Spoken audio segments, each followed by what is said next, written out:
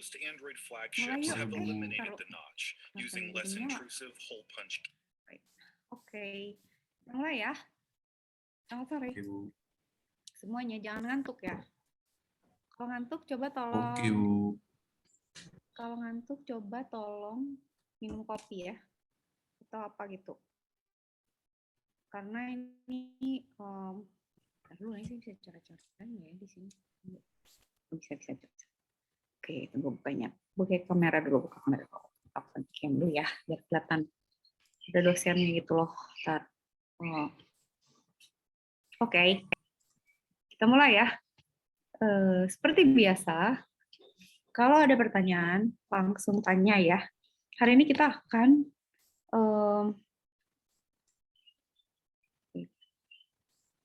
akan belajar tentang kriptografi simetrik dan asimetrik gitu ya.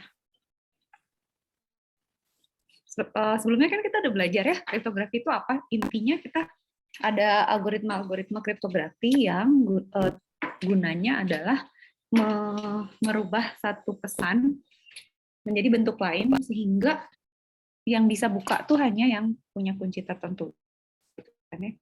Nah, sebenarnya ada dua macam kriptografi itu ada dua macam.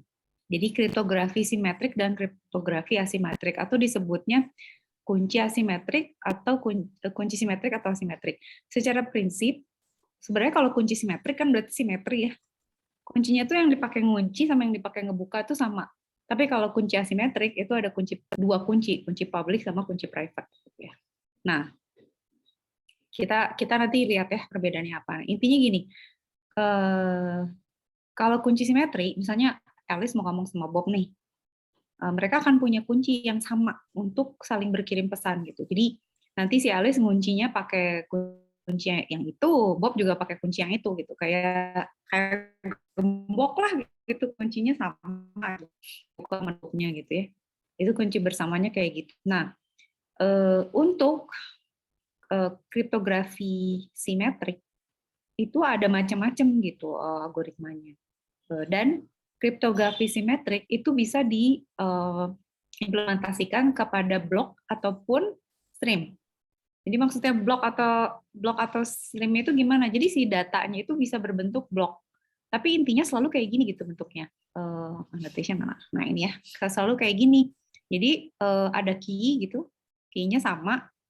Pada saat kita punya message, plain text gitu ya, ini kita punya algoritmanya, dengan kunci tertentu, nanti kita akan dapat ciphertext-nya gitu. Jadi plain text berubah jadi ciphertext. Pada saat dari ciphertext mau dikembalikan jadi plain text, dia akan menggunakan algoritma yang sama untuk decipher, kuncinya sama gitu loh. Jadi buat ngunci sama ngebuka, buat encrypt sama decrypt gitu ya, itu sama. Sehingga nanti dia akan menghasilkan plain text lagi gitu. Ya, jadi gambarannya kayak gini lah kira-kira sederhananya itu. Terus, nah kriptografi kunci simetrik itu ada macam-macam. Contohnya ada dash, triple dash, blowfish, twofish, AES, Ringdale dan lain sebagainya gitu. Tapi intinya pengirim dan penerima harus punya kunci yang sama. Jadi kunci ini tuh harus dirahasiakan banget gitu. Jadi kalau misalnya kayak tadi ya Alice sama Bob mau kirim-kiriman pesan, kuncinya tuh nanti problem. Nanti kalian akan belajar namanya protokol pertukaran kunci. Misalnya kalian nih punya pesan rahasia nih. Misalnya kuncinya tuh sesuatu lah, entah itu angka, entah gitu kata-kata, ada kunci yang kita pakai gitu. Gimana coba ngasih tahu ke pihak yang sana kalau kuncinya itu? Kalau misalnya kita titipin kurir, nanti kurirnya ikut baca karena dia pegang kuncinya, ya kan? Kalau kita kirim misalnya pakai pos nanti bisa dibuka, misalnya gitu ya. Itu atau misalnya kalau kita kirim datanya maksudnya kita dengan channel apapun gitu bahaya banget gitu kunci bareng sama pesannya gitu atau gimana nih gitu nanti emang ada sih protokolnya cuman jika kuncinya sama maka dia lebih susah pertukaran kuncinya karena harus rahasia banget karena begitu satu ketahuan ya udah kebuka semuanya gitu dari dua-duanya bisa dibaca gitu bisa buat kunci bisa buat buka gitu ya jadi nanti ada namanya algoritma pertukaran kunci untuk menukar kunci. Nah, notasinya kalau di simetrik kriptografi itu ada yang namanya encryption, itu sama dengan key yang ini K-nya key ya, yang diberlakukan pada suatu message gitu. Jadi message-nya dikunci pakai key, nanti dia akan menghasilkan encrypted message. Kalau dekripsi itu berarti tadi kan ini di encryption kan dikunci kan. Nah, dibuka kuncinya maka kita akan memperoleh M kayak gitu. Jadi notasinya tuh kayak gini. Di mana huruf besar K itu kunci rahasia, E itu encrypted gitu ya, encrypted message, D itu decrypted message, atau ini plain text, ini ciphertext gitu ya. Gitu. Nah, ini ciphertext, ini plain text. Gitu ya. Jadi itu notasinya gitu aja, sederhana sih sebenarnya. Dah. Terus ada mode-mode cipher block. Jadi block tadi kan saya cerita di depan kan ada dijelasin bahwa kalau kita nge-encrypt itu bisa per block. Jadi kita kayak punya satu blok data itu langsung di-encrypt. Nah, modenya tuh macam-macam. Ada yang dibagi plain text jadi blok-blok, terus nanti setiap blok tuh di-encrypt dengan kunci yang sama tapi terpisah. Ada yang CBC gitu, jadi nyambung gitu, kayak blockchain gitu ya. Jadi di-encrypt, tapi blok berikutnya tuh nyambung sama yang sebelumnya dan gitulah berantai. Terus ada OFB, output feedback, di mana dia punya iterasi juga untuk melakukan proses enkripsi pada data-data yang bentuknya blok. Terus ada juga CFB, gitu ya. Nah, don't worry about ini, detail-detail ini, gitu ya. Intinya sebenarnya apapun yang kita pakai, gitu ya, tujuannya itu sama. Seperti saya cerita, kita tuh si algoritma encryption ini, simetrik ini tuh tujuannya ngacak-ngacak data aja supaya dia random. Nanti kalian akan lihat ya seperti apa gitu. Contoh nih ya, misalnya mau electronic codebook. Ini terpisah nih. Jadi kita punya plain text ya dalam bentuk blok data itu di-encrypt dengan kunci tertentu. Mereka ada beberapa blok gitu. Jadi semuanya di-encrypt terpisah-pisah tapi kuncinya sama semua. Itu namanya mode electronic codebook kayak gini. Jadi nanti akhirnya kalau plain text box-nya ada 6 lagi, ada n, ciphertext-nya juga akan ada n. Jadi sama aja, P-nya berapa, N-nya berapa gitu ya. P-nya misalnya ada sampai 4 gitu ya, berarti ininya juga setiap blok akan menghasilkan ciphertext yang berkorelasi dengan plain text-nya gitu. Just as simple as that gitu ya. Dah, contoh lagi, ada yang CBC. Nah, CBC itu seperti tadi kan, cipher block chaining. Jadi dia nge-chain. Misalnya kita punya di awal tuh ada initialization vector, maksudnya dia ada satu vektor yang dipakai untuk di XOR-kan dengan plain text-nya gitu ya. Plain text-nya anggap ini biner. Di XOR-kan sama satu IV ini. IV ini nanti ya terserah lah mau apa gitu, bilangan acak gitu. Kayak initialization, terus kita encrypt pakai kunci tertentu, itu kan dapatnya ciphertext ya. Nah, ini itu di XOR-kan dengan plain text yang sebelahnya gitu. Jadi kalau yang paling awal pakai IV, kalau yang ini rembet gitu. Jadi hasil encryption block sebelumnya tuh akan menjadi bahan XOR untuk plain text yang next-nya gitu. Kebayang? Jadi kayak gitulah kira-kira chaining gitu ya. Nah, nanti decryption-nya kayak gini, berunut juga gitu. Jadi kalau ini kalian lihat ya, yang pas encryption-nya kan plain text di atas ya, dapat ciphertext yang berkorelasi kan. Udah gitu kalau di sini mah atasnya ciphertext masuk ke sini. Nah, terus nanti IV-nya itu masuknya di bawah ke sini. Jadi dibalik gitu prosesnya. Jadi yang tadinya IV-nya di atas, XOR-nya di atas sebelum ini jadi sesudahnya gitu. Dan itu merembet gitu ya. Jadi kelihatan kan masuknya ke sini. Ini kan dari atas ke bawah gitu ya. Kalau ini kan dari bawah ke atas gitu. Sehingga nanti kita akan mendapatkan lagi plain text, keseluruhan plain text yang pada awalnya kita udah encrypt dengan algoritma ini. Gitu ya. Oke. Itu CBC. Nah, kalau kita lihat ya, nah, selalu gitu tujuannya gitu. Mau kayak gimana pun algoritmanya tuh tujuannya tuh sebenarnya kalau encryption atau kriptografi ya lah ya, atau algoritma lah. Algoritma encryption ya. Algoritma encryption itu tujuannya apa sih? Masih ingat nggak? Kalau kita mau kriptografi yang secure, syaratnya satu, nggak cukup tulisannya. Randomness-nya harus, susah ya nulisnya. Susah. Randomness harus naik ya. Ya. Jadi dia harus acak. Gimana caranya kita punya data random gitu, nggak ada polanya, nggak ada pattern. Satu itu. Random gimana? Ya diproses, digeser, di XOR, di shift, dipermutasi, disubstitusi kayak gitu-gitu ya. Yang kedua adalah search space kan, digedein cakupan pencariannya gitu. Caranya gimana? Memperbesar kemungkinan itu dengan nambahin aja. Misalnya tadinya 2 bit jadi 4 bit, 4 bit jadi 8 bit, atau misalnya datanya kayak gitu. Jadi kita gedein jumlahnya gitu sehingga nanti kemungkinan solusinya itu tambah besar. Ini sebenarnya tujuannya tuh. Mau gimana pun algoritmanya, tujuannya tuh ini secara umum. Nah, kalau kalian lihat ya, ceritanya misalnya kita punya plain text-nya berbentuk gambar grayscale kayak gini. Kalau kita encrypt pakai ECB, ingat nggak ECB?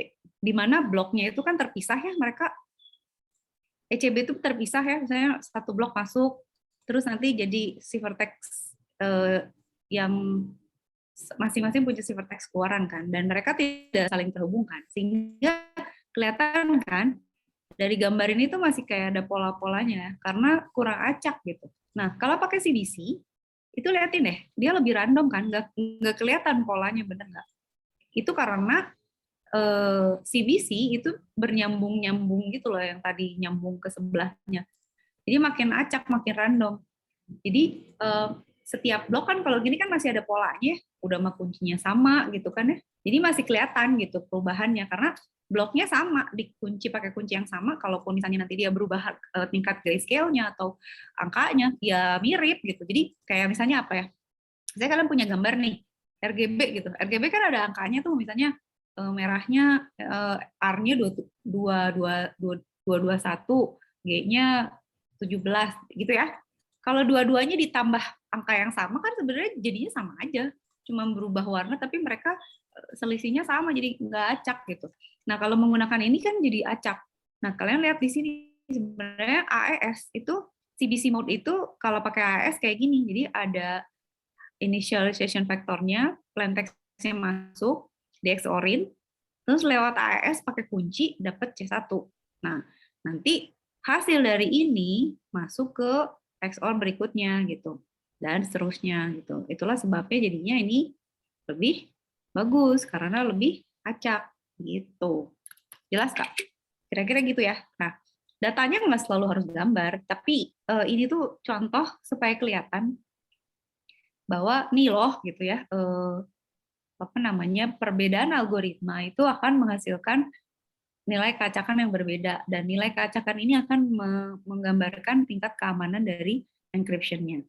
Nah, sebenarnya ada cara yang lebih saklek lagi untuk melihat tingkat keacakan suatu algoritma. Tapi kalau ini kan secara visual ya, kita lihatnya ada misalnya itu bisa pakai statistik, bisa pakai matematik gitu. Kita bisa lihat polanya, kita hitung nilai keacakannya dan rumusnya sebenarnya, dan itu bisa diukur. Gitu. Oke. Next ya. Nah, oke, udah sampai sini. Nah, terus ada yang namanya mode output feedback. Bedanya adalah dia juga sambung menyambung tuh kayak tadi gitu ya. Ganti warna bosan. Kayak gini ya. Cuman rada beda aja gitu. Arsitekturnya agak beda. Jadi IV-nya ada di sini, key-nya ada di sini, plain text-nya malah di XOR sama ciphertext-nya gitu. Kalau tadi kan plain text di XOR sama initialization factor. Kalau ini plain text di XOR sama ciphertext. Nah, sebelum di XOR sama ciphertext, dia dimasukin ke sini. Jadi yang berikutnya. Jadi initialization factor-nya nggak dipakai, tapi dijadiin hasil dari encryption si blok sebelumnya gitu. Jadi nanti ini ke sini dan seterusnya gitu. Dan di sini di XOR dulu dengan plain text sehingga hasilnya ciphertext gitu. Kenapa namanya feedback? Karena di feedbackin ya, maksudnya apa namanya, outputnya tuh di feedback Maksudnya outputnya tuh di-feedback-kan lagi. Terus udah gitu sebenarnya kalau ini deket ya hubungannya berarti plaintext dengan ciphertext karena tapi ada ini sih ya, ada ini juga yang ngacak ya. Jadi oke lah. Kalau cuma ini sama ini aja itu gampang banget ditebak nih. Ada polanya pasti karena langsung berkorelasi nih di XOR-in terus ada hasilnya tuh kita bisa baca tuh. Nah, jadi kayak gitu. Nah, disebut feedback tuh karena dia jadi input yang berikutnya gitu.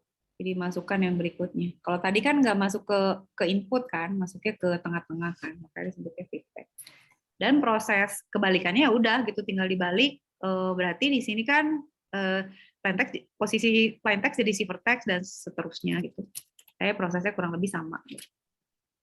Oke, itu OOFB.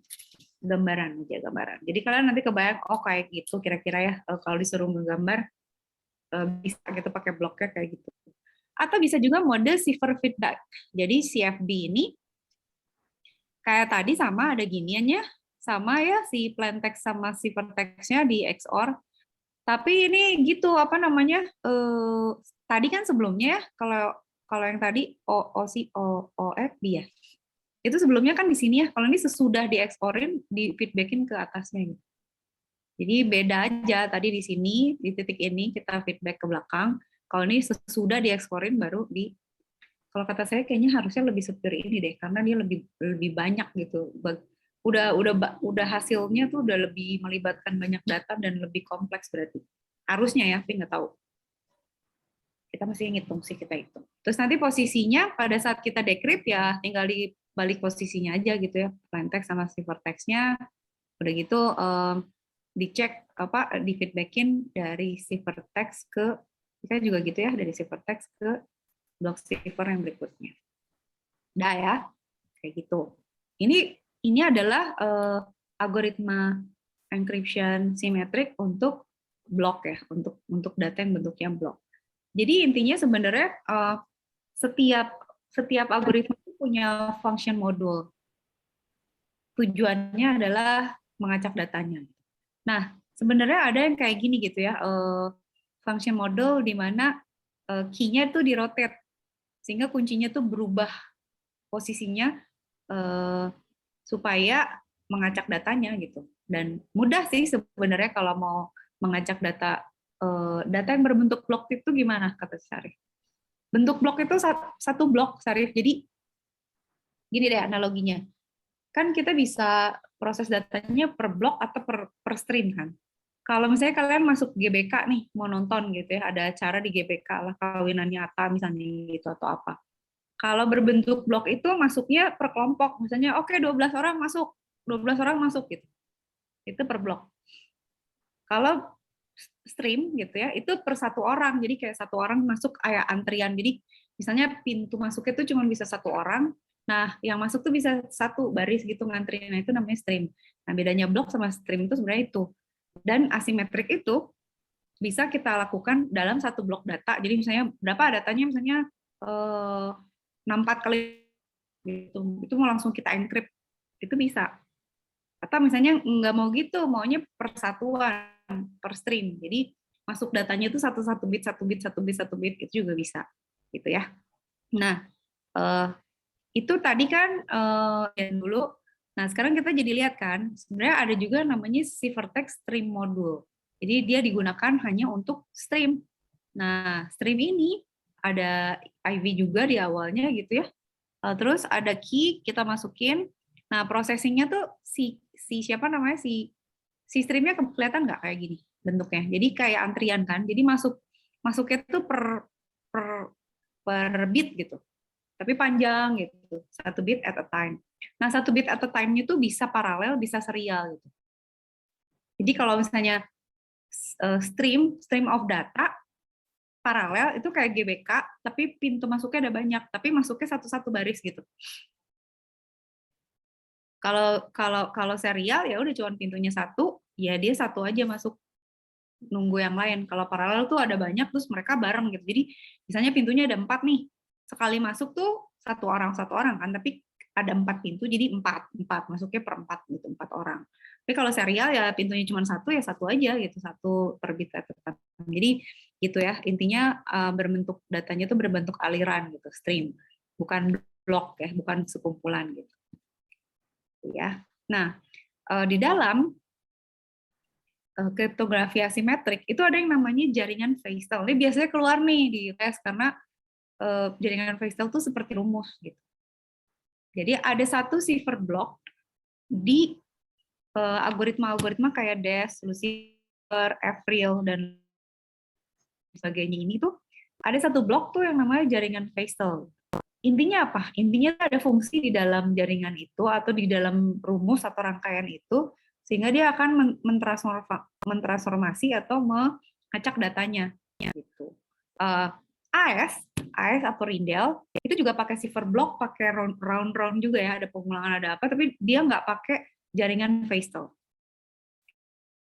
Feistel itu ada round. Jadi gini, asimetrik itu biasanya nge-encrypt data nih. Nah, datanya itu sama mereka tuh diacak-acak gitu ya. Nah, rondenya tuh ada banyak kayak misalnya dia di lewat jaringan Feistel ronde 1 lewat jaringan Feistel. Ronde 2 dia disubstitusi 5 round. Terus dia dipermutasi misalnya 6 round gitu. Jadi mereka nanti punya algoritma aja gitu mengacak data. Nah, isi dari jaringan Feistel itu kayak gini, kita punya data nih segini banyak, kita punya data nih sepanjang ini misalnya, berapa bit gitu. Bagi 2 jadi 4 bit, left sama right. Nah, 4 bit yang right ini masuk ke dalam fungsi, di mana di dalam fungsi itu ada fungsi K, kunci, gitu ya. Nanti hasil dari ini akan di-XOR-kan dengan bagian kiri. Lalu masuk ke sebelah kanan yang ini gitu. Jadi bagian kanan yang baru ini tuh udah campuran antara left sama right, di mana right-nya udah masuk rumus. Bagian ini itu cuman bagian right aja disilang posisinya kayak gitu. Bayang? Jadi ngapain sih Bu kayak gini? Iya nih tuh rumus aja, terima aja deh gitu. Emang gini, jadi fungsinya tuh ada R, ada K, ada KI gitu ya, kunci ke I gitu. Kelebihannya tuh gampang gitu ya. Nanti kalian akan lihat kalau kriptografi asimetrik itu cepat banget karena dia mudah diimplementasikan di hardware. Jadi kayak cuman geser, XOR itu tuh di hardware tuh blink cepet banget itu, gratis. Kita bisa dibilangnya gratis. Makanya kalau misalnya kita mau bikin komputasi di komputer, misalnya ada rumus tuh, gimana caranya kita mentransformasikan si rumus itu jadi geser atau jadi XOR gitu, karena bagi hardware itu sangat cepat dan sangat gampang gitu ya. Nah, tapi ini tuh bisa kita cari ya rumusnya jika kita bisa dapat RI-1 ini dari sini gitu. Kenapa tahu nih ya? Kita sebenarnya bisa ngebalik atau apa ya, nge-reverse fungsi ini. Jadi kita bisa dapat ini kan dari sini kan, benar nggak? Ini tuh ini kan. Jadi kita sebenarnya tahu ini kan, tahu ini. Gitu. Nah, tahu dari sini kan, terus fungsi ini kan hasil kunci sama ini kan, benar nggak? Nah, kita bisa kira-kira gitu. Oke, kuncinya apa sehingga fungsinya kita bisa hitung gitu. Udah gitu kita XOR. Nah, itu bisa dapat tuh. Jadi kita bisa dapat dua-duanya gitu. Nanti berarti dari sini kalau ketahuan ya ini ketahuan, dan jadi ketahuan datanya apa, kurang lebih gitu ya, kurang lebih gitu. Oke, apa lagi? Apa lagi tanya? F-nya selain tabel. Ini kurang lebih gini ya, Feistel tuh cuman gini aja sih. Jadi nanti ada fungsi aja. Nah, fungsinya tuh nanti dia bentuknya tabel, bisa bentuknya matriks, bisa kayak gitulah, kira-kira nanti kalian lihat deh si strukturnya yang lebih jelas. Tapi intinya gini, jaringan Feistel tuh ada fungsi yang nanti kita pakai ngitung gitu ya. Itu ronde pertama. Oke. Nah, sebenarnya jaringan Feistel itu tuh dilakukan banyak rondenya gitu, round-nya ada banyak, berkali-kali gitu. Jadi kayak misalnya ini plain text-nya dibagi 2 jadi left sama right. Terus dibagi-bagi ada banyak gitu, misalnya left ini ini blok 1 nih, blok 2 gitu, dan 3 gitu, dan seterusnya gitu ya. Nah, mereka dibagi-bagi, misalnya 8 bit, 8 bit, 8 bit gitu. Nah, nanti masing-masingnya tuh akan punya kunci sesuai sama urutannya dia, beda-beda mungkin bisa jadi ya di antaranya. Terus dimasukin fungsi, udah gitu ditukar kan. Nah, terus di paste lagi, gitu terus gitu berulang-ulang. Ini juga sama. Nah, berarti decryption-nya juga nanti harus gitu. Jadi misalnya di 3 round gitu ya, berarti decryption-nya juga harus 3 round gitu. Bayang nggak? Jadi kayak tadi yang dimasukin rumus, dapat hasil kanan kiri, terus digituin lagi, dapat lagi kanan kiri, dan seterusnya gitu. Nanti balikinnya juga gitu, di reverse aja. Nanti berarti kalau kita punya ada satu rumus F, berarti kita akan punya rumus untuk decryption-nya tuh F-1 atau inverse dari sini gitu. Supaya kita bisa balikin dari plain text ke ciphertext lagi kayak gitu. Oke. Dah, saya clear dulu.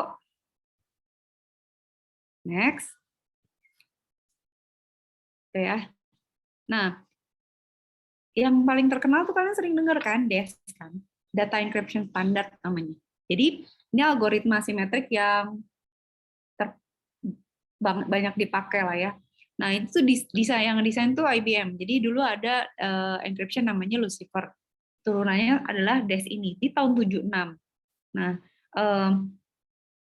keamanannya tuh dianalisis sama NSA. NSA itu National Security Agency gitu, di mana di Amerika tuh ada agensi yang dia akan mempelajari metode-metode algoritma security atau encryption yang baik gitu. Jadi dia akan ngecek nih oke nggak ya. Terus kunci yang bagus yang kayak gimana ya, secure atau enggak gitu. Nah, si DES ini panjang kuncinya 56. Tapi kan 56 tuh nanggung ya. Kalau di bit tuh kan sebenarnya 2 × 8 harusnya 64 bit gitu. Nah, sisa dari 8 parity bit ini kita bisa pakai untuk yang lain. Nah, struktur Feisal yang tadi itu sekali mengerjakan itu 64 bit, berarti left sama right-nya berarti 3232 gitu kan. Nah, si Feisal ini nanti akan permutasi, substitusi gitu ya. Terus mengkombinasikan plain text dengan kunci dan lain dan sebagainya. Kira-kira kayak gitu kalau di DES gitu ya. Jadi kalau kita lihat arsitekturnya, kita punya plain text 64 bit, terus udah gitu di sini ada digeser, dikali, lah segala macam gitu. Dan ini dilakukan dengan menggunakan kunci 56 bit, tapi yang dipakai hanya 48 bit. Sehingga nanti akhirnya kita akan dapat 64 bit lagi ciphertext. Kok gini sih Bu, 56 bit key-nya yang dikirim cuma 48? Ya emang kayak gitu algoritmanya gitu. Mereka pasti punya perhitungan, cuman intinya ada kayak range, mereka punya kayak aturan gitu ya, harus berapa bit jadi apa, bit ini masuk kemana, sekian bit masuk kemana gitu. Arsitekturnya tapi seperti ini si DES ini gitu. Nah, kalau kalian lihat sebenarnya perjalanannya itu adalah diputer-puter nih si datanya supaya acak gitu ya. Kayak misalnya nih kita punya plain text 64 bit, dimasukin ke DES ya. Nah, itu ditransposisi. Ingat nggak transposisi? Kayak yang kemarin kita belajar. Terus ada iterasi-iterasi gini nih. Proses lah nggak tahu diapain, pakai kunci yang tadi. Udah lewat sini, ditukar, transposisi lagi, baru keluar-keluar jadi ciphertext-nya gitu. Jadi kayak kalian misalnya mau nebak, mau main tebak-tebakan bola di dalam gelas yang dibalik itu, tapi gelasnya ada banyak, terus gak tahu udah digeser, udah ditukar, udah dijejer segala macam, udah diputar, udah dilempar segala macam, nanti keluar gitu, kita tinggal nebak, ayo sekarang ada di gelas yang mana gitu. Gelasnya ada 64. Terus kita suruh nebak. Kayak gitu kira-kira jumbling datanya tuh di dalamnya banyak banget prosesnya gitu ya. Oke, nah saya pengennya kalian ngerti prinsipnya aja, karena detailnya tuh kayak gini nih, kita nggak harus tahu gitu. Karena nih algoritmanya mereka simetrik tuh ya kayak terserah dia gitu. Mau berapa bit kek, mau dikaliin berapa kali, mau berapa round. Tapi intinya dia ingin mengacak datanya gitu. Terus plain text gitu kan ya. Nah, ini kan namanya block cipher ya. Seperti saya tadi bilang kan. Bloknya tuh 64 bit. Jadi 64 bit gini 8 kali 8 isinya gitu. Itu nanti ada pola permutasi awal. Jadi ada kayak semacam angka yang nanti akan dioperasikan dengan data-data yang besarnya 8 kali 8 juga. Kolom yang 8 kali 8 juga. Tapi ada tabel yang namanya initial permutation, di mana ini diisi angka acak yang nantinya akan dioperasikan sama data kita. Nah, permutasi tuh kayak gini gitu. Kebayang nggak kalian? Jadi proses pertama gitu ya. Ini pokoknya kunci dirubah menjadi 56 bit dengan menggunakan permutasi PC1. Jadi posisinya ditukar, yang ini jadi ke sini, yang ini jadi ke sini, yang ini jadi ke sini gitu. Kelihatan kan jadi diacak-acak posisinya. Jadi 1 ke 57, maksudnya 8 kemana gitu ya. Pokoknya diacak. Terus udah gitu, proses keduanya, kunci 56 bit diambil 48 bit dengan menggunakan permutasi lagi. Dapat lagi. Jadi dari 56 dapat 48 gitu ya. Dan udah diacak-acak lagi posisinya. Nah, terus ada proses iterasi di mana dalam satu iterasi itu terjadi kayak tadi nih, kayak Vestel itu kan. Sebenarnya fungsinya nih kayak Vestel aja nih. Ini blok Vestelnya tuh kayak gini ya, sama yang tadi. Terus kalau kita lihat, ini untuk 3 bit dan bagian kanan aja, fungsinya tuh kayak gini. Jadi ini kan yang kanan 32 bit kan. Ada fungsi E gitu ya. Terus dia ada 44 bit, terus ada kunci 48 bit. Dari sini gitu ya, ini nggak tahu gimana ya kok jadi 48 bit ya. Pokoknya begini, terus di ekspor. Terus nanti di sini tuh ada substitution table belah gitu, sehingga nanti kita akan keluar lagi jadinya 32 bit lagi gitu. Pokoknya ini fungsinya beginilah ya gitu. Ada fungsi. Jadi kayak fungsi misalnya oke digeser 3 terus dikaliin sama kunci apapun gitu, tapi operasinya ada di situ. Oh, ini ada fungsi E nih di sini. Jadi 32 bit itu jadi 48 bit dengan fungsi E. Fungsi E-nya tuh ini. Jadi saya posisi 1 jadi ke 32 gitu ya. Ini kan 1 jadi ke 32, 7 jadi ke 4 gitu. Bla bla bla gitu ya, pokoknya gitu. Nah, itu fungsinya berubah jadi gitu. Nah, jadi sebenarnya di dalam DES itu ada box-box banyak gitu, ada S-box. S-box itu namanya tabel substitusi. Dia intinya akan mengacak-acak datanya dengan disubstitusi dengan apapun gitu. Misalnya, oke, yang ini disubstitusi sama posisi ini, atau ini disubstitusi sama separuh ini dan separuh itu, misalnya gitu. Nah, sebenarnya substitusi box ini ada lookup table-nya. Jadi kayak tabel atau rumus, di mana dia akan ngecek satu-satu, terus dia akan implement substitusinya. Kayak gini nih misalnya, kita punya substitusi blok 1. Dia kayak gini, 16 kali 4 bit, ya dia akan lihat gini, misalnya 0 ke 14, 1 ke 4, 2 ke 13, 3 ke 1 gitu. Jadi misalnya oke, data pertama data jadi 14, data kedua jadi 4 atau dikali atau ditambah. Pokoknya ada fungsi di mana akan kayak misalnya gini ya, kita punya 6 bit nih. Itu kita akan reduksi dia menjadi fungsi S1. Diambil MSB-nya yang ini ya, MSB-nya yang ini. Yang mana aja. Yang MSB-nya kan 0 kan nih. LSB-nya 1. Sehingga akhirnya jadi dapat 01. Nah, 01 itu menyatakan nomor baris. Sisanya yang tengah-tengah ini, itu dibaca sebagai desimal 13. Dijadikan nomor kolom. Sehingga kalau kita nanti lihat tabelnya, kita lihat ya, berarti baris 1 kolom 13 gitu adalah 5, yang dalam biner adalah 0101, sehingga nanti ini tuh diganti. Jadi bukan 1101, tapi jadi ini tuh, sehingga ini tuh akan di-replace menjadi ini gitu. Nah, itu caranya tuh gitu.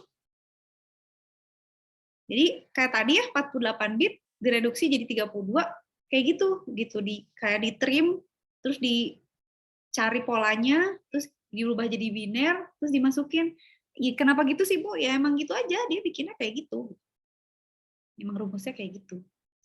Nah, jadi kalau saya 6 bit mau kita rubah jadi 4 bit, itu kita bisa pakai fungsi kayak gini. Fungsinya ya kayak orang di bus, paling kanan sama paling kiri diangkut, dipergiin gitu kan, terus tinggal sisa 4 nih. Sisa 4. Terus sisa 4 ini kita lihat nih, misalnya oke, kanan kirinya dihitung jadi nomor baris, yang tengah jadi nomor kolom, nanti nomor kolom itu diganti dengan angka yang ada di tabel, yaitu apa gitu.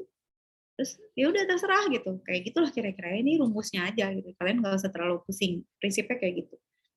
Oke, ini udah didesainnya kayak gitu. Jadi kebayangkan Nanti fungsi substitusi itu ada banyak, ada S1, S8, di mana di sini tuh ada tabel-tabel referensi di mana kita akan mensubstitusi suatu angka tertentu dengan melihat tabel ini. Gitu. Jadi nanti substitusinya aja beberapa kali gitu supaya benar-benar acak gitu, benar-benar random posisinya tuh benar-benar kayak kartu tuh dikocoknya lama gitu.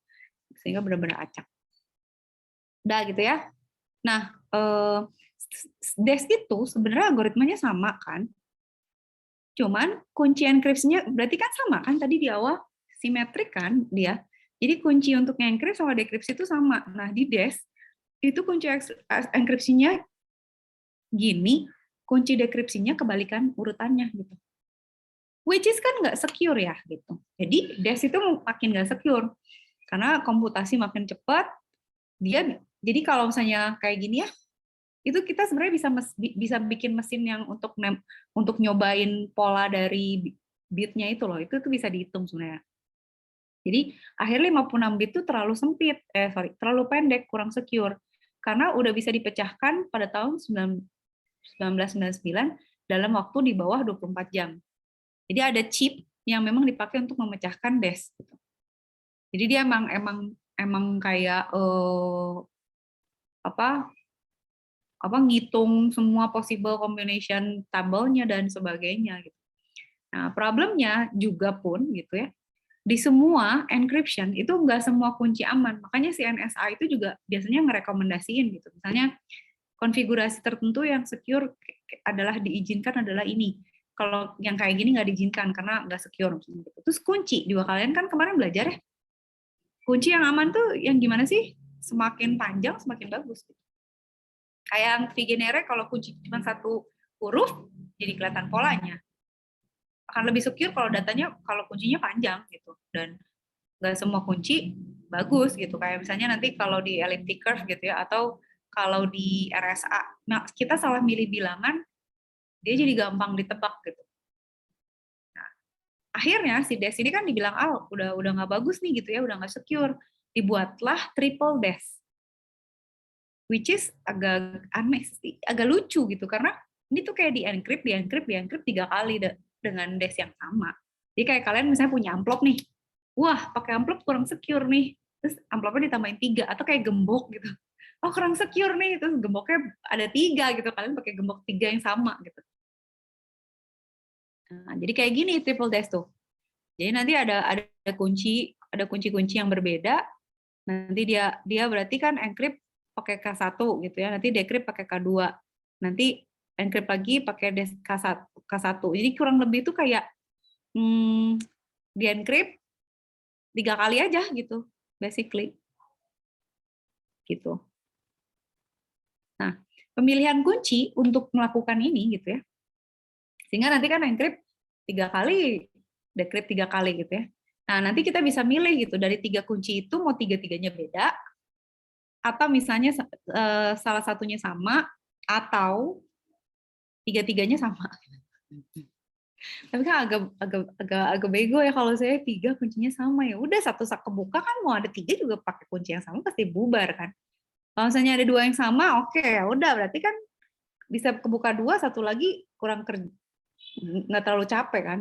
Tapi kalau 3-3-nya kuncinya beda emang jadi kerjaan sih 3 kali kerja. Tapi kan DES udah nggak secure juga pun mau 3 kali pun di encrypt tetap aja jebol pasti gitu. Nah, DES sudah mulai suram nih. Berarti mulailah ada yang namanya AES Rindel. Jadi dulu tuh encryption standarnya itu Rindel namanya.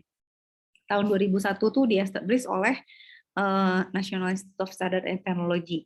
Akhirnya dia jadi standar. Nah, AES Rindel itu beda dia. Bloknya dia ukurannya 128 bit. Panjang kuncinya lebih panjang daripada DES, 128, 192, dan 256 gitu ya. Oke. Enggak, DES itu iya, strukturnya 56 sih. Konfigurasinya 56, Mikael. Bener. Coba deh baca referensi. Oke, kalau DES iya lebih lama sih. Cuman ya dia kalau kayak DES, AES gitu ya, itu mereka tuh seperti kayak pabrik gitu. Mereka tuh kayak pabrik. Jadi kayak kita bikin hardware, memang kan pabrik kan juga gitu ya. Kalau pabrik teh botol tuh ada mesin yang dia bikin botolnya, ngisi, tutup botolnya bareng gitu. Dan itu pakai clock kan cepet gitu. Nah, DES sama AS juga gitu. Mereka tuh memang kayak hardwired gitu. Jadi kita buat hardware yang emang buat komputasi itu, jadi akan cepet banget. Nah, walaupun 3 kali, mereka tetap cepet. Cuman kalau triple DES, tetap cepat, cuman nggak tambah secure banget gitu, nggak jadi hebat banget 3 kali tuh ya. Ya biasa aja lah, udah nggak bisa lah, udah nggak bisa diapa-apain lagi deh, udah terlalu lemah gitu algoritmanya. Nah mulailah jadinya ada AES gitu. Bedanya AES sama DES itu apa? Di AES tidak ada jaringan Feistel. Saya juga nggak ngerti ya. Kita mestinya kalau misalnya mau tahu banyak, kalian misalnya mau tahu secara matematik, misalnya kita cari itu sejarahnya kenapa sih Feistel tuh bentuknya gitu ya. Maksudnya kan ada bagian yang jadi bisa di reverse ya. Karena kan yang sebelah sini cuma disilang doang dan dia nggak diapa-apain. Walaupun misalnya nantinya mau diacak lagi ya beberapa round gitu. Tapi kan jadinya biasanya bisa diurutin gitu, bisa di reverse proses. Nah, oke, di AES itu contohnya gini. Jadi nanti akan ada matriks-matriks yang akan di-encrypt misalnya gitu ya. Untuk satu 28 bit keys itu 10 cycle. Untuk yang ini 12 cycle. Jangan tanya saya, Bu, kenapa 12? Ya udahlah, dia maunya gitu. Pokoknya menurut dia sekian cycle tuh udah cukup acak deh gitu. Nah, AES tuh kayak gini arsitekturnya. Jadi nanti tuh akan bentuknya akan ada tabel-tabel atau matriks-matriks yang akan dipakai buat dihitung ya, di XOR-in dan sebagainya gitu. Jadi nanti ada cipher key, ada round-nya nih, initial round, 9 round diacak-acak, terus ada hasil round terakhir gitu. Jadi nanti bisa di subbytes, bisa di shift, bisa di mix, bisa di add, ada lagi gitu, bla bla bla bla. Ini proses di mana dia akan mengacak-ngacak datanya si AES ini dengan kunci yang lebih besar dan panjang kunci yang lebih panjang. Nah, di dalam AES ini itu ada kayak gini. Subbytes itu kayak ada 2 blok gitu ya, atau dua data, terus ditukerin datanya gitu, disubstitusi. Terus ada lagi yang kayak gini di shift gitu, row-nya itu digeser gitu. Jadi yang ini tetap, yang atas tetap, tapi yang bawah-bawahnya digeser satu. Atau gimana nih ya, pokoknya digeser deh gitu. Di shift kan. 1-3 jadi ke sini gitu. Lihat kan jadi digeser ke bawah.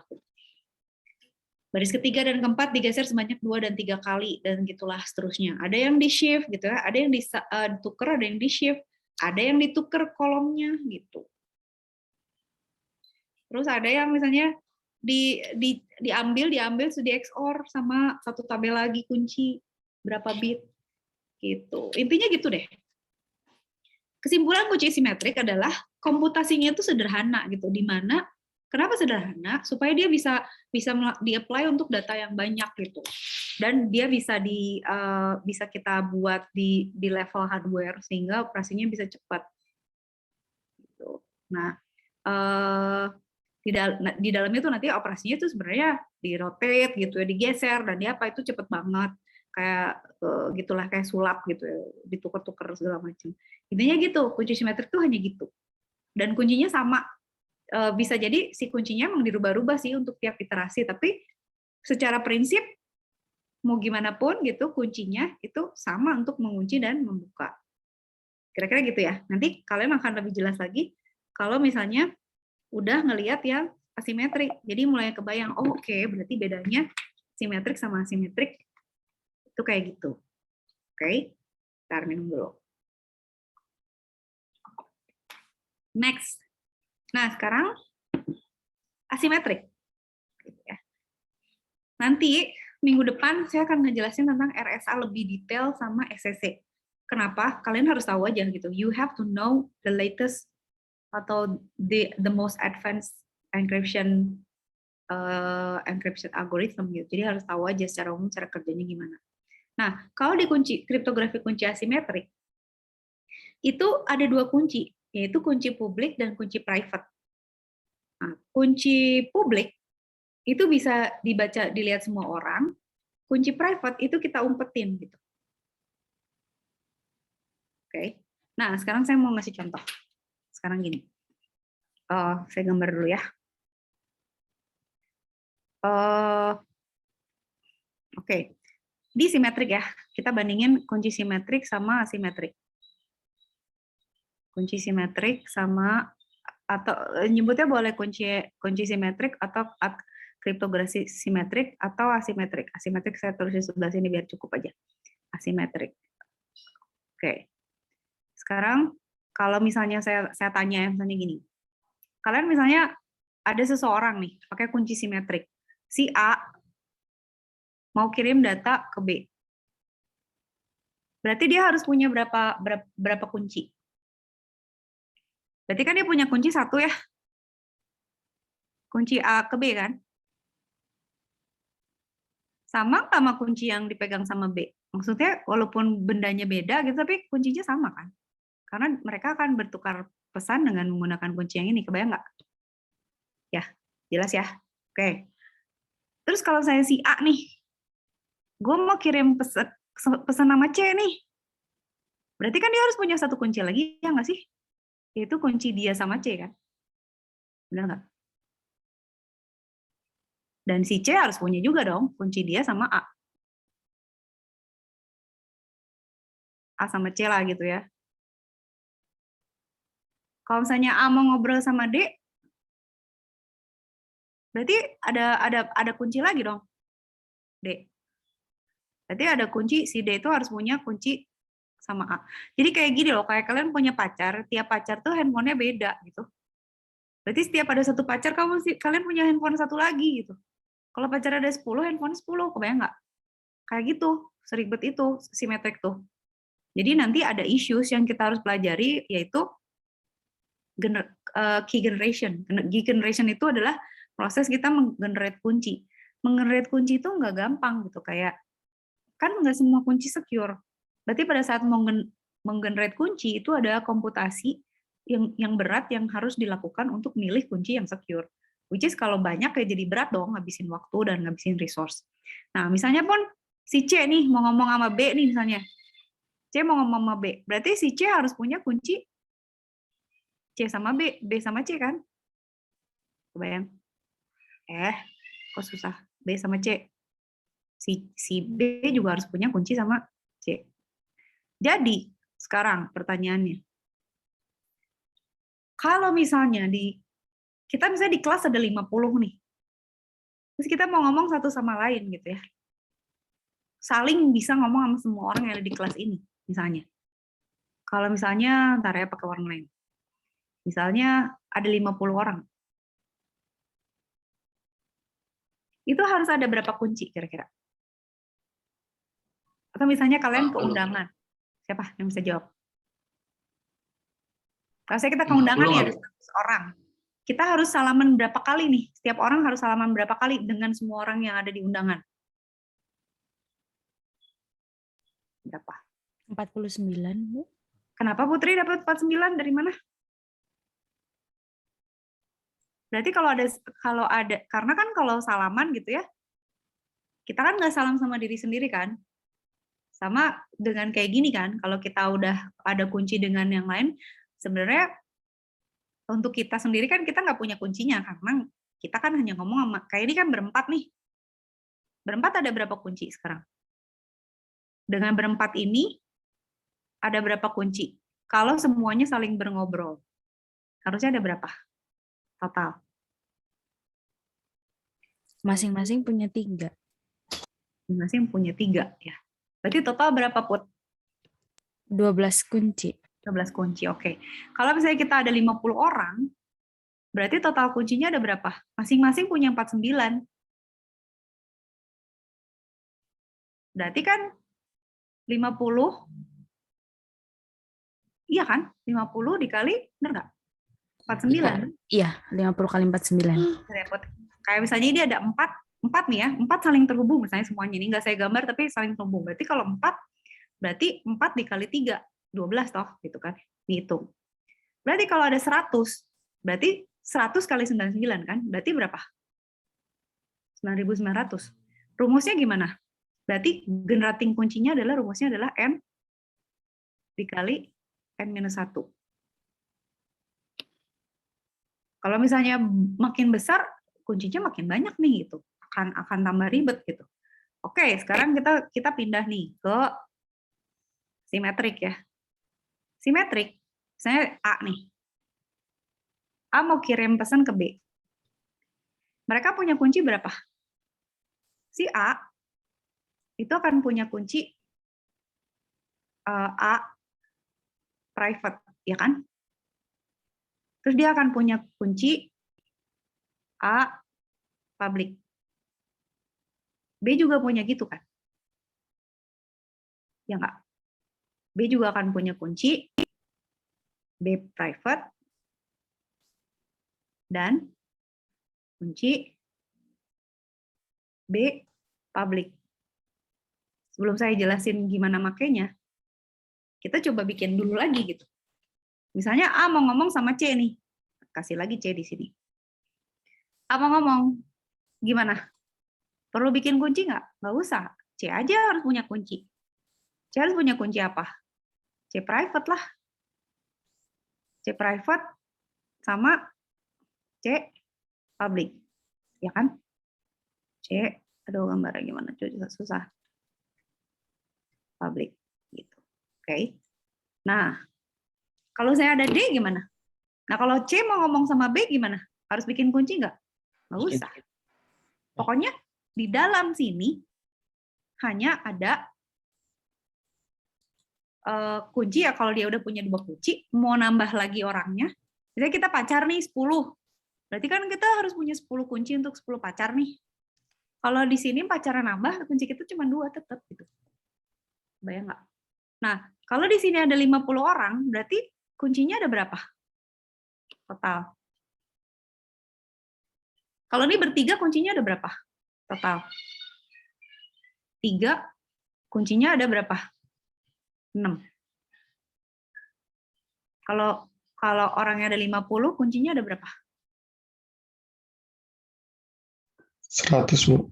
100, Bu. Rizky. Iya, Put. Jadi rumusnya apa? 2 kali N.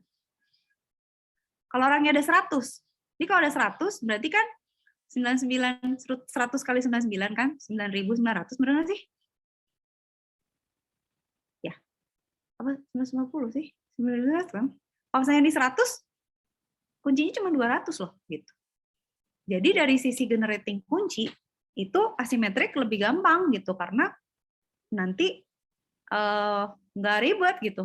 Makin banyak orang tuh ini tuh bakal gede loh. Ini maksudnya dia akan fungsinya akan nambah terus kan. Kalau makin banyak transaksi, makin banyak orang, makin berat nih gitu generating kuncinya gitu ya. Kurang lebih gitulah ya, kurang lebih gitu. Sampai sini jelas? Jelas ya. Berarti ini jangan lupa sih rumus ini. Buat kalian ngebayangin bahwa tingkat kompleksitas ininya adalah seperti ini untuk simetrik dan asimetrik. Oke. Sampai sini ada pertanyaan dulu nggak? Kalau nggak ada, saya mau ngejelasin lagi. Kayak gini sekarang. Sekarang pertanyaannya gini. Kalau misalnya A mau kirim data nih ke B, mau kirim surat atau pesan. Saya buat ada skenario 1. Skenario 1 adalah A kirim ke B,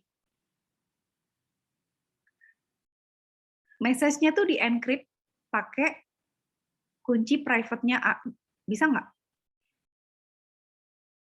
Bisa nggak? Saya kirim message pakai kunci private A, kirim kunci private A ngirim pakai kunci private dia.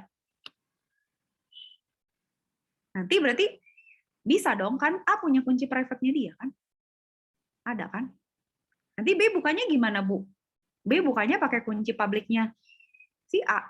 Jadi nanti si B akan membukanya dengan kunci publiknya A.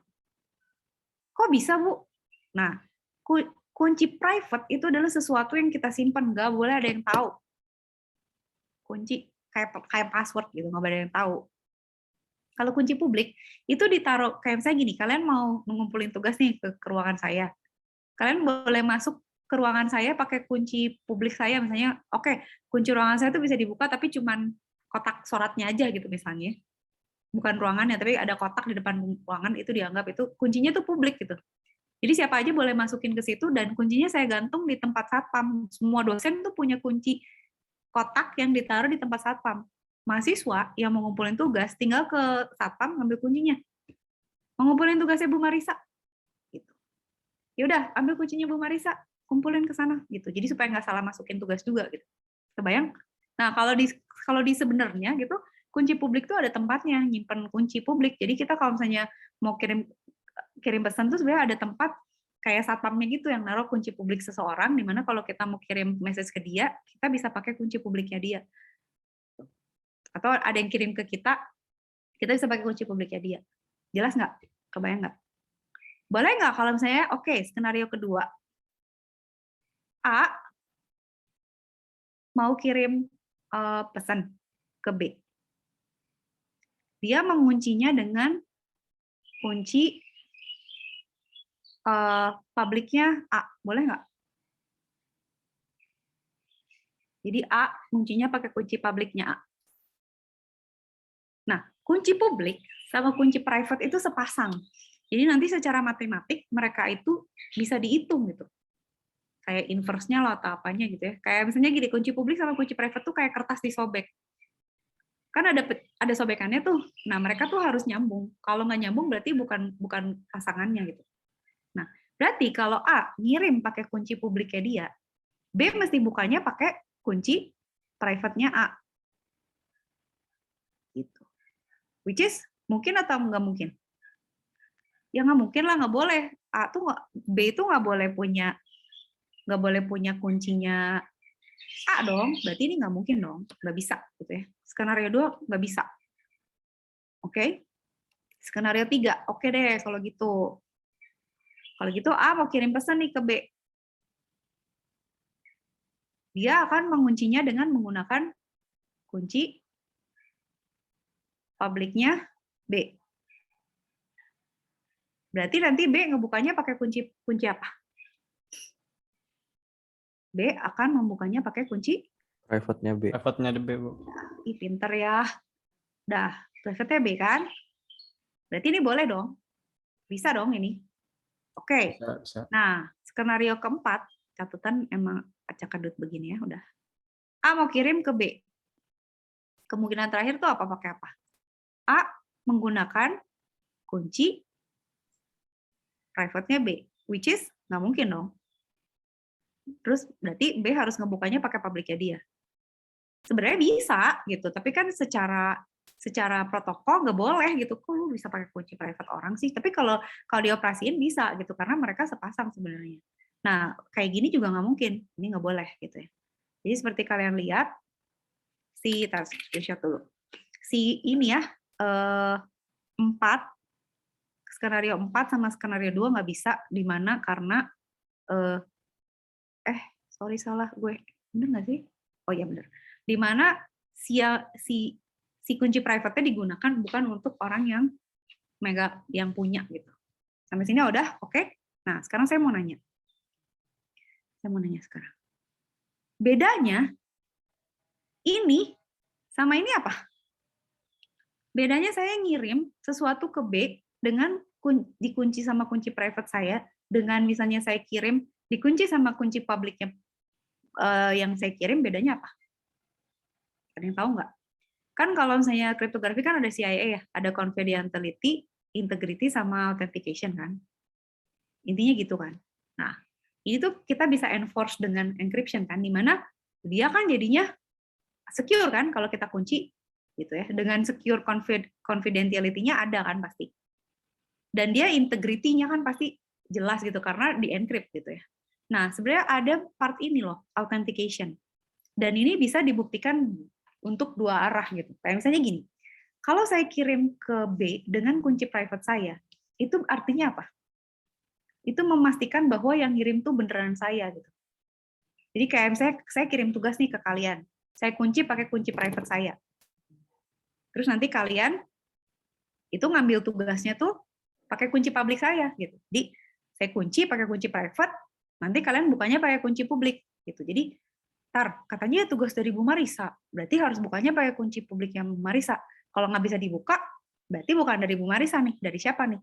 gitu. Jadi misalnya ada teman kalian ngunci satu pesan pakai kuncinya dia, terus ngaku-ngaku ada tugasnya dari Bu Marisa. Oh iya gitu, sekalian coba buka pakai kunci publik saya. Nggak bisa gitu, nggak bisa dibuka. Berarti bukan dari Bu Marisa. Jadi kalau saya pengen tahu ya, when we have to make sure the other people that we are the authorized person to send the message, kita ngirimnya pakai private kita gitu. Ya, ini gua ngirim. Ini gue yang ngirim. Jadi kalau lu mau nggak percaya, lu cek pakai public key gue, itu gue yang ngirim. Itu untuk yang pertama nih, kasus pertama. Kalau misalnya saya ngirimnya pakai kunci publik yang saya tuju, itu saya mau memastikan bahwa yang nerima tuh dia gitu. Misalnya saya mau kirim surat cinta nih ke Kapten Amerika gitu. I want to make sure cuman dia yang bisa buka. Maka saya kuncinya pakai kuncinya dia gitu, jangan pakai kunci yang lain gitu. Kayak misalnya saya ngasih tugas, misalnya kayak tadi kan saya ngasih tugas, ini saya kasih tugas ya. Kalian kalau mau mastiin itu tugas dari saya, pakai kunci publik saya. Tapi misalnya ada saatnya saya mau ngomong sama ketua kelas nih, cuman Mikael aja yang boleh tahu gitu. Dan I have to make sure cuman ketua kelas yang baca, nggak boleh yang lain. Nah, saya akan ambil kuncinya Mikael, saya pakai buat encrypt. Nanti Mikael akan buka dengan kunci private-nya dia. Nanti yang lain misalnya Putri nggak bisa lihat, Rizky nggak bisa lihat karena kunci private mereka nggak cocok sama kunci publik yang saya pakai kunci kan gitu. Kebayang? Jadi kalau kasus pertama adalah kalau kita memastikan ke orang itu bahwa kita yang ngirim. Kasus ketiga adalah kalau kita memastikan orang yang kita tuju itu adalah dia, nggak boleh orang lain. Kebayang? Nah, kalau pakai kunci asimetrik mana bisa begitu gitu, karena ngumpulin kuncinya juga udah ribet. Setiap orang punya kunci yang berbeda. Iya sih, emang Bu. Tapi kan kalau pakai simetrik lebih jelas Bu. Misalnya, Ibu mau kirim ke Mikael, ya udah kan kuncinya itu aja ya. Jadi antara Ibu sama Mikael kan emang kuncinya itu, udah pasti orangnya itu kan misalnya gitu. Iya, tapi lihat ada permasalahan key generation dan security gitu. Ini kalau kunci saya misalnya Mikael atau saya salah naruh kunci, hilang satu, bubar tuh semua, tahu semua gitu misalnya. Ya, jadi kebayang nggak kayak gitu. Jadi ini tuh sebenarnya prinsip yang paling penting dari public kriptografi. Jadi kalau nanti kalian sampai kapanpun ingat gitu ya, prinsipnya tuh sebenarnya asimetrik tuh adalah ini, gitu. Mau dibolak-balik kayak gimana, kalian jadinya sekarang kebayangkan. Oke, nanti ya kita akan bahas. Jadinya gimana Bu? Bagusan mana nih, simetrik atau asimetrik? Gitu. Nanti kita akan bahas bedanya apa lagi. Tapi secara kompleksitas dan secara pertukaran kunci dan pertukaran message kayak gini. Nah ya, sekarang kita coba lihat RSA ya. Dia akan punya karakteristik yang, ini saya hapus ya, karakteristik yang berbeda dengan yang tadi simetrik. Nah ini kan nanti ada ya di slide-nya, ini udah saya jelasin tadi lah. Nah ini notasinya, kalau misalnya di kunci publik, itu nanti jadinya ada notasi, dia kunci private sama kunci publik gitu deh. Jadi biasanya notasi K itu untuk kunci publik, K besar kunci publik, K kecil untuk kunci private. Gitu. Jadi kalau misalnya kita kunci, ini tuh tadi saya udah jelasin kayak misalnya, oke, kalau dikunci sama kunci private, dibukanya sama kunci publik. Kalau dikunci sama kunci publik, dikunci sama kunci private, gitu aja sih prinsipnya, notasinya gitu aja. Nah, jadi bagus mana? Asimetrik sama simetrik. Nanti kita lihat ya. Asimetrik itu based on very difficult mathematical function atau equation gitu. Jadi algoritma kunci asimetrik itu susah gitu, susah dihitung. Jadi lama gitu. Jadi kalau misalnya kita mau bandingin ya, nanti kita lihat ya. Jadi kalau mau kita bandingin sebenarnya secara umum pakai warna apa ya? Ini ya. Simetrik gitu. Dan asimetrik kalau mau kita bandingin. Ini tuh simetrik itu faster, udah pasti karena dia rumusnya sederhana dan diimplementasikan di hardware faster. Tapi kekurangannya dia apa? Less secure gitu. Less secure, but fast. Selalu gitu. Biasanya kalau secure jadi lambat, kalau nggak secure lebih cepat, tapi jadi selalu gitu deh ya kalau di engineering atau di ini. Nah, kalau asimetrik kelebihannya dia ini kekurangan dong. Kekurangan. Ini kekurangan, kelebihannya dia more secure, tapi lambat. Kenapa sih lambat? Karena dia ngitung rumus, nggak bisa digeser di apa gitu, nggak bisa ditukerin kolom apa segala, nggak gitu. Jadi ini slow gitu ya. Nah, jadi komputasinya berat nih, asimetrik. Mesin yang dipakai tuh untuk harus powerful, resource-nya juga lebih gede gitu. Nah, itu ya. Udah, ini kira-kira gitu. Oke, clear ya. Kesimpulannya sih sebenarnya itu kira-kira. Terus kita akan lihat RSA tahun 79, dia dapat award nih. Nah, liatin. Implementasi hardware-nya 1000 kali lebih pelan dari DES. Kebayang nggak? Kalau misalnya kita chatting gitu, terus lelet gitu, sekali ngirim, hai, encrypt dulu. Belum misalnya kita dijemput, orangnya udah keburu sampai rumah, belum dijemput gitu, karena kelamaan chattingnya gitu kan ya. Jadi secure tapi lambat gitu. Kenapa lambat? Karena algoritmanya gitu. Nah, RSA itu sebenarnya prinsipnya adalah gini, kalian misalnya punya bilangan ya, bilangan gede banget gitu. 256 bit tuh gede banget loh. Bayang nggak sih? 256 bit itu 2 pangkat 256, gede banget. Kita punya bilangan sepanjang itu. Terus kita kalau mau mecahin dia, harus tahu bilangan itu tuh hasil perkalian dua bilangan apa, dan dua bilangan itu harus prima. Jadi kita harus mikirin dua bilangan prima yang dikaliin sehingga menghasilkan satu bilangan itu. Gitu. Nyari bilangan primanya aja udah capek gitu. Susah nyari bilangan prima tuh, belum memfaktorkan. Jadi di matematik itu kalau masalah itu kan macam-macam ya, ada memfaktorkan lah, menginverskan lah, ya inverse itu susah. Terus ngaliin itu kan ribet. Nah, justru karena ribet jadi secure dia. Nah, makanya di RSA tuh ada kunci publiknya itu biasanya 2048 bit. Gede banget 2048 bit. Ngitungnya gimana sih? Coba kalkulator udah nggak bisa lah, 2000 bit tuh panjang banget. Nah, jadi ini kan tadi saya udah cerita ya, ini mah udah oke lah bisa. Sekarang kita lihat RSA tuh gini. Nanti minggu depan saya jelasin lagi ya dengan lebih gamblang lagi. Ini kok udah mau habis lagi sih waktunya? Cepet juga ya. Warna apa dong? Kuning sekarang.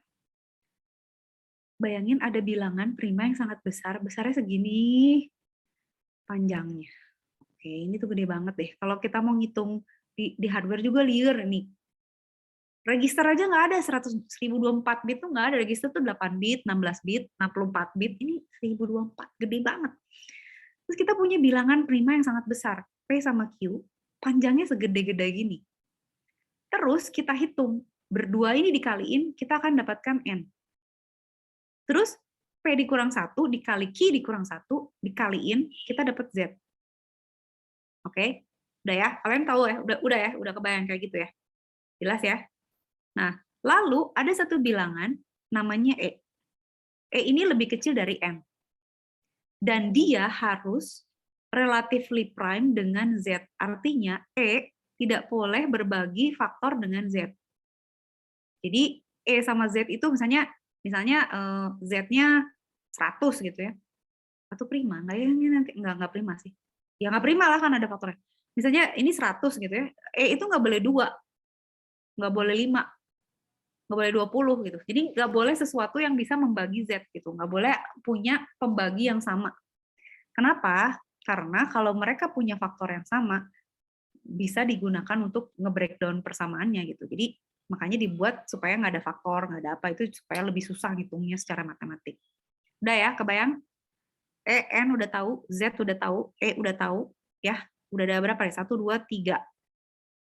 1, 2, 3, 4, 5. Ada yang namanya D. D itu susah nih ngitungnya nih. D itu adalah bilangan di mana kalau E dikaliin D, dimodkan Z, itu hasilnya sama dengan 1, which is, ini susah loh ngitungnya. Ini susah. Nanti deh coba buktikan. Nah, dari seperti ini itu yang akan dijadikan kunci publik tuh N sama E, which is N itu hasil perkalian P sama Q kan. P sama Q-nya disembunyiin, justru harus dicari. E itu boleh kita kasih tahu, karena E itu bisa banyak. E itu bisa banyak, misalnya Z udah dihitung nih, dari segini. E itu bisa macam-macam, misalnya Z-nya 100, E itu bisa 7, bisa 17, bisa 19, apapun yang nggak ada faktornya sama 100. Oke? Nah, ini akan jadi kunci publik. Kunci private-nya adalah N juga dan D, di mana D ini adalah inverse-nya E. Selalu gitu kan ya? Selalu gitu kan? Jadi berduaan tuh inverse. Jadi kayak misalnya kita encrypt digeser kanan, decrypt-nya digeser kiri. Kalau encrypt-nya dikali, decrypt-nya dibagi. Itu kan ya selalu gitu. Ditambah ya dikurang. Ini juga gitu. Ini E, ini inverse-nya pasti. Udah, sebenarnya kayak gitu aja. Gitu kayak rasa cuman gitu aja. Sesimpel itu, cuman ngitung emang susah. Nah, contoh, proses enkripsi sama dekripsi gimana? Ya udah, tadi kan udah tahu aturannya. Ini kan public key-nya, ini kan private key-nya. Misalnya kita punya bilangan message-nya M. Anggap M ini tuh satu huruf ya, karena kan diwakili dalam satu. Jadi kalau misalnya ada 5, misalnya hello gitu ya, berarti ada 5 karakter, berarti nanti M-nya ada 5 gitu. Jadi biasanya kita ini tuh konversiin dulu jadi angka, terus kita hitung. Nah, itu sebenarnya cuma M itu satu karakter, akan menghasilkan satu karakter cipher juga. C itu dihitung dengan memangkatkan M, misalnya M-nya itu huruf A gitu ya. A itu berarti kalau di alfabet kan satu, jangan nih huruf C gitu ya. 3 gitu berarti. A, B, C ya. Berarti 3 dipangkatin E, di mod hasil perkalian P sama Q kan. Gitu. Nah, nanti kalau mau ngedecrypt berarti kebalikannya. Kalau ini tadi M dipangkatin E. Sekarang C yang tadi kita dapat dipangkatin D sehingga kita dapat M gitu. Contohnya adalah seperti ini angkanya. Nah, misalnya kita punya kata Bob katanya P-nya 5, Q-nya 7. Berarti N-nya 5 kali 7, yaitu 35. Ya kan? Z adalah P kurang 1, 4, Q kurang 1, 6. 4 kali 6, 24. Ya kan? Mau apa nih? Terserah, dia pilihnya 5 nih, karena 5 nggak ada faktornya sama 24 kan? Terserah dong, mau 7 boleh nggak? Boleh. Tapi kan justru membuat pusing itu karena kita susah banget nih mau nebak apa N sama. Kita disuruh nebak P sama Q sama E-nya loh. Kita nggak tahu E-nya berapa gitu. E-nya 5 nih, supaya dia sama ini tidak ada faktornya. D itu dihitung. Karena nanti ya maksudnya gini, harusnya gini. E gitu ya dikaliin D di mod N itu harus sama dengan 1. Jadi kita harus ngitung 5 itu harus dikaliin berapa kalau dimodkan dengan 35 itu sisanya 1. Itu bisa kalian brute force sih, tapi sebenarnya ada rumusnya, nanti sebenarnya ada rumusnya pakai Euclidean A itulah ya. Jadi saya 5 nih. 5 dikali 1 mod 35, 1 enggak? Enggak, kan 0. 5 kali 2, 10. Mod 35, enggak 1 juga. Terus aja dikaliin ternyata, 5 kali 2, 9 itu kalau di mod 35 hasilnya 1. Berarti ini tuh saling inverse gitu. Nah, berarti D-nya adalah 29. Gitu ya. Nah, terus, katakan hurufnya L. L tuh 12 ya, gitu misalnya. Jadi M-nya 12, urutan di alfabetnya 12. Berarti kan 12, ini kan berarti M pangkat E kan berarti 12 pangkat 5 kan, ya nggak sih? Gitu. Oke, 12 pangkat 5 kan? Udah gitu, 12 pangkat 5 di mod 35, hasilnya 17. Nah, ini tuh C-nya, ciphernya. Nah, untuk ngebalikinnya lagi, berarti si 17 ini harus dipangkatin sama D, which is D-nya adalah 29. Jadi berarti tadi 17 dipangkatin 29, terus di mod 35. Sehingga dapat 12. Hasilnya balik lagi jadi L gitu. Gampang ya? Cuman gitu. Cuman nanti kalian kalau misalnya nanti pas ujian dikasih kayak gini sebenarnya logikanya gampang, cuma nanti kalian ngitung di kalkulatornya nih yang susah, soalnya angkanya gede-gede. Sama nanti ngitung inverse nih yang biasanya susah. Tapi logik RSA tuh simpel banget, gampang banget gitu.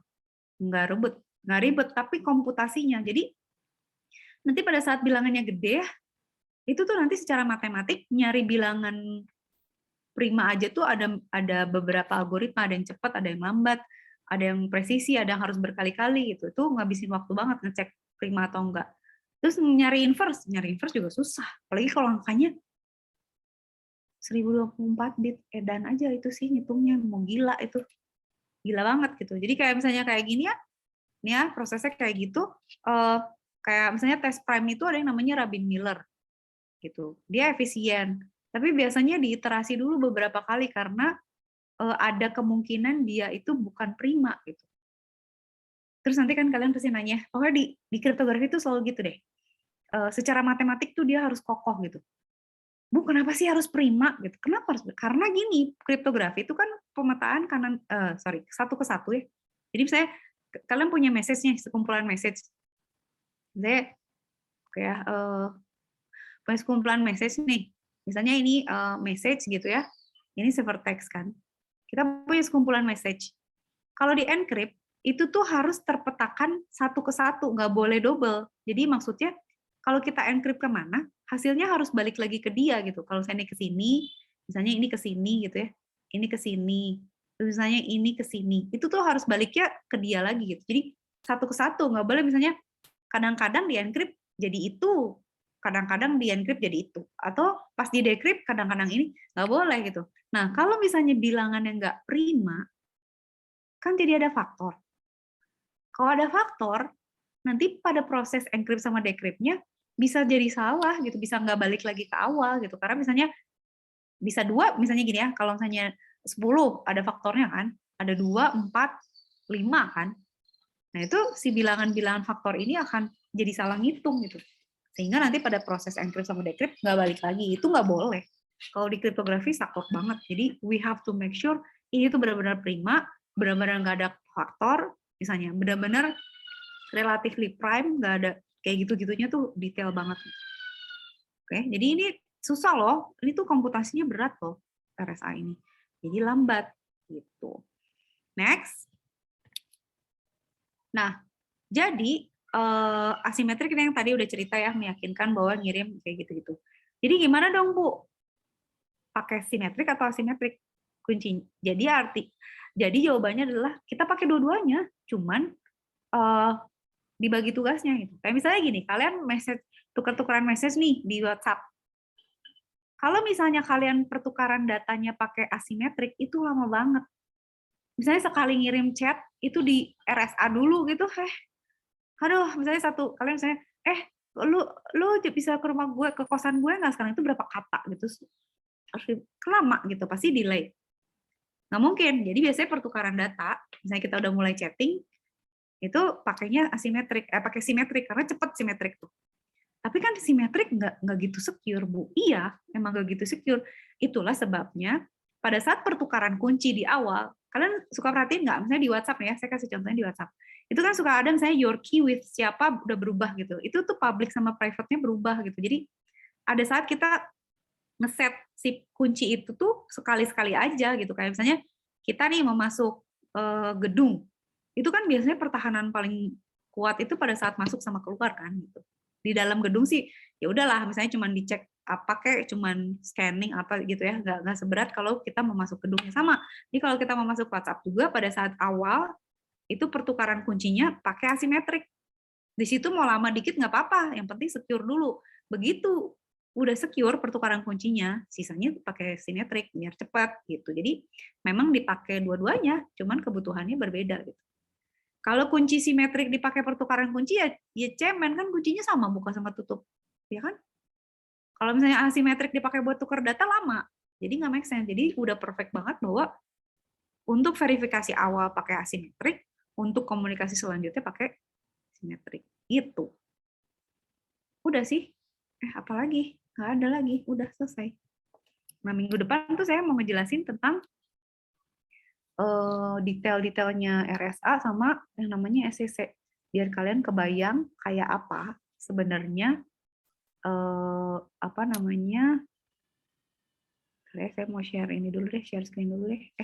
Screenshot, mumpung sempat. Saya mau absen dulu ya berarti ya. Desktop dulu. Oke, di sini berarti kita screenshot dulu. Screenshot. Kita Igrasias dulu. Igrasias saya mana ya? Oh, ini ada nih. Jadi, nanti minggu depan kita masih akan membahas ini. Supaya kalian ngerti. Ntar saya masuk dulu. Gitu. Ada pertanyaan nggak kira-kira sambil absen nih? Jelas ya? Clear kan? Bu, PPT yang di LMS itu sama yang Ibu jelasin ini beda ya, Bu? Oh, beda gitu? Emang beda? Kayaknya beda. Sama-sama, sama. Sama. Oh, sama. Beda tampilan aja. Oh, oke. Ya kalau perlu dikirimin yang ini boleh, saya kirim. Yang di LMS aja, Bu, kalau sama. Oke. Bentar ya. Nanti saya coba kasih deh kalau misalnya kalian mau pakai ini biar sama. Iya, saya juga punya versi LMS, cuman nggak tahu kenapa saya lebih suka pakai yang versi yang ini. Kayak lebih clear aja gitu. Kita absen dulu ya. Mana. Ini belum submit. Oke, hari ini kita tadi nggak pakai RPS ya, lupa. Kita pertemuan keberapa sih? 4 ya? 4 ini ya. Oke. Pertemuan keempat, materinya adalah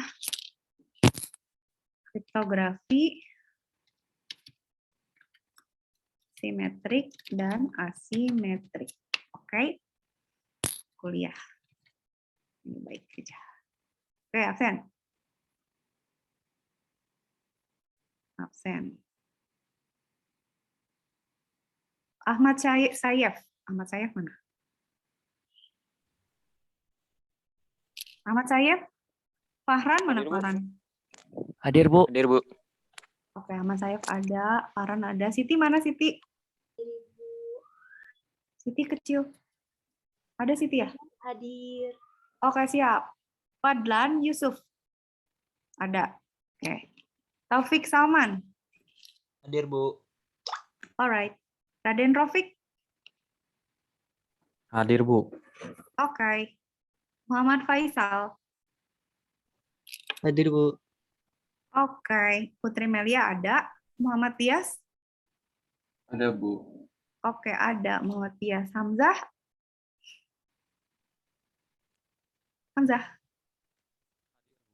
Mikael ada ya? Gemerian? Ya, Bu. Hadir, Bu. Siap.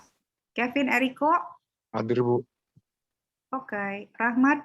Kayaknya tadi ada Rahmat di awal deh, ya. Rahmat ada nggak? Ya, Bu. Kok Hamzah yang jawab? Sorry, Hamzah hadir, Bu. Hamzah mana? Oh, ini. Hadir, Bu. Oke. Rahmat mana? Oke, ada. Alfarizi? Oh, siap. Ya, Rahmat udah. Alfarizi mana? Alfarizi hadir. Oke. Muhammad Fahri? Hadir. Oke. Andika Suryo? Hadir, Bu. Muhammad Altaf? Hadir, Bu. Oke. Mukhlisin? Hadir, Bu. Alright. Agung Sulaksono? Saya Bu hadir. Alright. Alka? Hadir, Bu. Ada. Delatifa? Hadir, Ibu. Oke. Britsta ada tadi masuk Hadir, di Bu. awal. Ya. Wahyu? Hadir, Bu. Wahyu ada. Oke. Fauzi? Hadir, Bu. Alright. Abdussalam Rais? Hadir, Bu. Ada. Rizky ada ya, Ki ya? Hadir, Bu. Isan kayaknya ada deh tadi. Ada, Bu. Iya. Syarif ada, Muhammad Syarif? Ada, Bu. Kita berapa orang sih? 30. Bener ya? Sama saya. Wih, ada semua deh, emang bener. Oke. Oke. Udah nih kuliahnya. Beres. Jangan lupa kerjain kuis, jangan lupa kerjain tugas. Saya belum sempat periksa-periksa lagi deh. Minggu depan kita lanjut materinya. Kalau ada Buat pertanyaan, tugas. silakan. Tugas yang kelompok itu maksimal kapan, Bu? Maksimal sih sebelum UTS deh. Yang Enigma itu ya, Bu ya? Baik, Bu. Terima kasih. Ya, oke, Rofi. Ada lagi nggak pertanyaan? Kalau nggak ada, udahan ya? Bu. Ya. Kalau yang tugas individunya juga sama, Bu, sebelum UTS. Sih sebenarnya sebelum UTS. Ya, Sebenarnya makasih, Bu. semuanya pada prinsipnya lebih cepat, lebih baik. Tapi ya kalau misalnya kalian overload sebelum UTS, kalau bisa udah. Jangan sampai bablas lewat UTS, nanti tambah numpuk, tambah kacau balau. Bu, Ya, kalau ngerjainnya yang kelompok sendiri, boleh nggak, Bu? boleh, asal ngumpulin. Oh iya, Bu. Makasih, Bu. Apalagi? Udah? Oke, kalau udah. Kalau ada apa-apa bilang di grup ya. Nanti saya record. Saya bagi ya hasil recordnya di grup kalau mau ditonton lagi. Oke. Thank you all. Udah sharing. Makasih, Bu. Ini siapa? Sama-sama, Bu. Rofik. Ini Fahri, ini Cison. Oke. Ya. Makasih banyak. Ya, Bu. Terima kasih, Bu. Izin live, Bu. Makasih, Bu. Makasih banyak Bu. Izin nih. Ini Assalamualaikum. Fadlan, dadah Fadlan. Selamat sore, Bu. Selamat sore. Bu. Have a nice day. Izin. Assalamualaikum. Iya, dadah. Terima kasih semuanya. Dadah Cison.